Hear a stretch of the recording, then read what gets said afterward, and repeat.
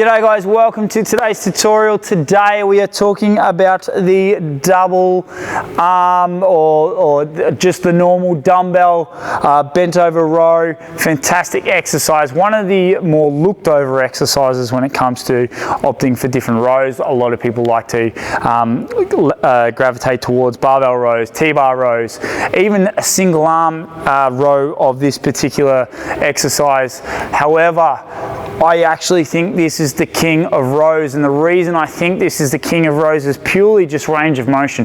The ability to get right back and into retraction.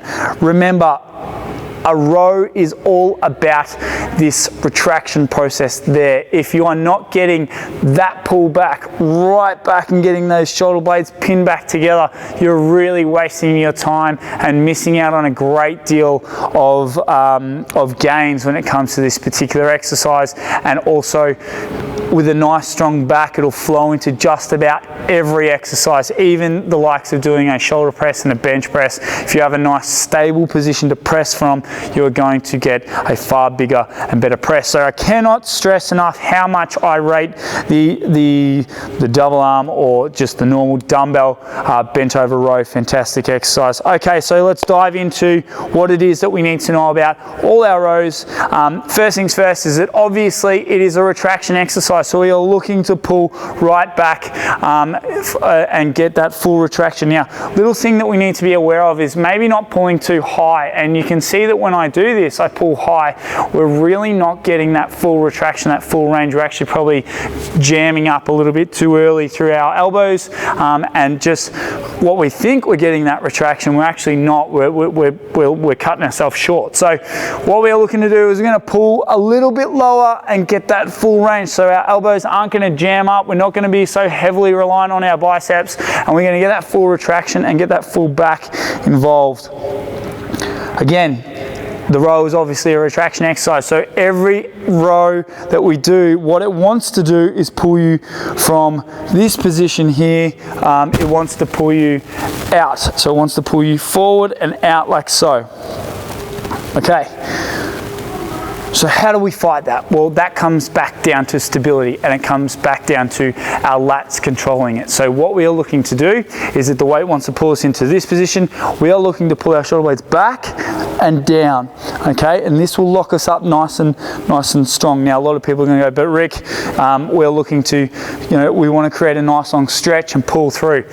This is the skill of the row that we need to discuss at length, and the reason being is because a lot of people, they don't stretch, they go lax, and that's something to be very aware of, is that when we go lax, that's when our lower back can load up, that's when we can put ourselves in vulnerable positions and hurt ourselves. So let's talk about this lax and this stretch.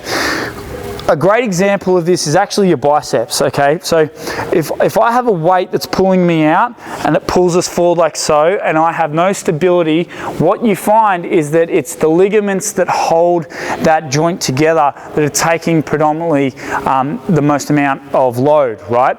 And that's not what we're after. We want to make sure that it is our muscles doing majority of the work, and they're the ones bracing and tensing and taking majority of that load to protect our joints so that they move freely and comfortably, and it is the muscles that are taking most of that stimulus. And as a result, they're going to grow and get the most out of this particular exercise. So when it comes to our stretch factor, what we are looking to do is keep our shoulder blades back and down, but then as we're down in this position, we're going to lengthen and come out of that back and down position, but we're going to keep that tension on.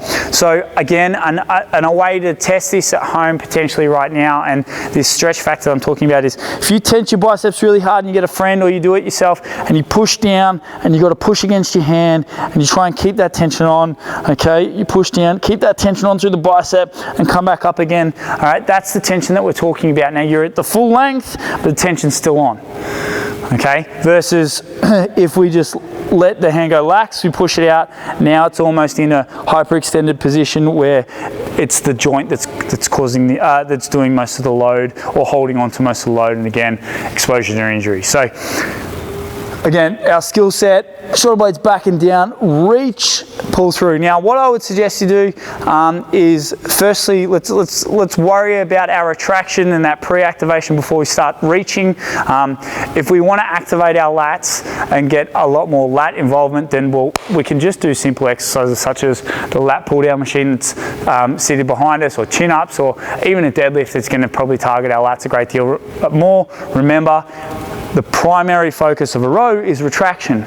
So even if you don't go all the way down in regards to, or create that stretch, it's fine, because we're looking for this portion here. Okay, or that portion there, should I say, not up here. Okay, so how I would set this up is I would concentrate firstly, maybe my first 2 warm-up sets on just this retraction, and then you can go into that stretch phase and pull through, okay? But for now, let's just concentrate on the retraction. So when I do this, I actually want you to pull up at a 45, okay? I want you to just travel nice and up and have your hands.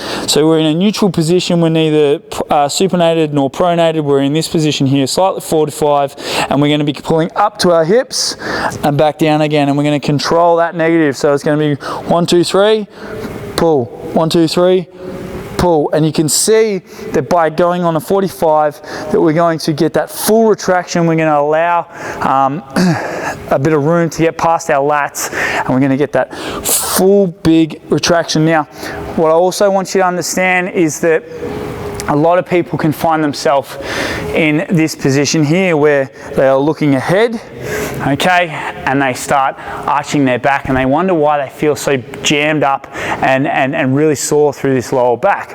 And it could be something as simple as just looking up, but you'll notice that when I am up like this, how rounded my back is in a hyperextended position.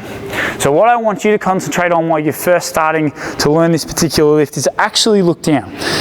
Okay, so when we look down the head, you can see how aligned my spine is, and then I'm not arching up and looking up. Now, the reason why I bring this up is because the next cue that when we're in this position, we're rowing forward, is that I want you to think about taking your chest to your hands and your hands to your chest. So when we're coming up, if we think about, okay, I need to pull my hands to my chest and I need to push my chest forward, you're going to see that I'm going to get into this retraction, okay? But the worry that we have is that if we start looking up, we're actually going to start pivoting off this lower back and cause us some lower back issues. Okay, so we're going to keep our head down, shoulder blades back and down, and we're thinking chest to hands, hands to chest, and on a 45 with our hands. Okay, that there is, and then also pulling to our hips. So again, we'll go through that one more time. Okay, shoulder blades back and down, so the tension's on through the lats. We're keeping nice, strong, and a lot of stability. Okay, with our hands, we're thinking hands to chest, chest to hands. And we're going to row to our hips. Remember, hands are going to be in a slight 45. So we're coming up, hips, pull back. Just to hands, just to hands, just to hands. Okay. Now, while all that's going on, we do need to make sure that we have a nice strong foundation through our legs. Okay, obviously we don't want them buckling, and we want to keep as tight as we possibly can in order to really gain as much back activation as possible. So what are we going to do with our legs? Well, we're going to screw them into the ground. We're going to slightly allow these knees to flare out. Now, when we do this, what happens is that our backside actually comes on and we get a lot of glute and ham activation, which is going to take that load away from your lower back, especially if you have dicky lower backs, and it's going to keep ourselves nice and strong through our glutes, through our hams, and also through our quads. Okay, so when we're in this position and we're reaching forward and our chest is coming through, okay, the load is now all through my hamstrings and my glutes, rather than if I'm tilted in like so, my glutes are off, my hamstrings are off, my quads are probably doing most of the work, and now my lower back has to compensate for that load that, you know, when we start getting to those heavier sets and those heavier reps, we might find ourselves rounding off, not deliberately, but fatigue sets in. With fatigue comes error. So in order to prevent that type of situation occurring, remember, we want to create stability. So screw our feet in, shoulder blades back and down, and then we're hands to hips and on a 45. We're going to create tension through the working muscles. So again, if you can't feel it, or if you can't feel that retraction, okay, pull it back a bit. Obviously, we're not getting that full retraction. A good tip for that is to actually pause at the top. So screw your feet in, hands, pause, down, pause. You know, if you're pausing and you're catching the weight at the top, that you have the weight, you have good control, you have great stability, and you have great tension through that working muscle. And then execution, we want to make sure that our first rep looks exactly like our last, that we're mimicking the exact same movement patterns over and over and over again. When we start losing that form and losing that shape, that's when we can open ourselves up to injury. And then P for performance, that's when we start tracking our weight and start thinking, okay, am I ready to go up? Am I ready to tackle the next challenge? Team, that there is how you go. Oh, actually, before I do that, I'll demonstrate exactly what we're looking to do. So again, we're going to screw our feet in, shoulder blades are going to go back and down. We're going to grab a hold of our weight from here, coming up, hitting those hips. Okay, up, hitting those hips. Remember, head down, try to avoid looking up so we don't create this arch. Shoulder blades back and down, pull through the hips. Okay, how that would look. Your way, again, start up tall, shoulder blades, screw your feet in, hip hinge out, shoulder blades back and down. Bang, 1, 2, remember, avoid looking up, like so. 1, 2. And watch, especially your upper back, watch your back come absolutely alive when you execute that lift. Team, that there is how you do the double arm or the normal dumbbell bent over row.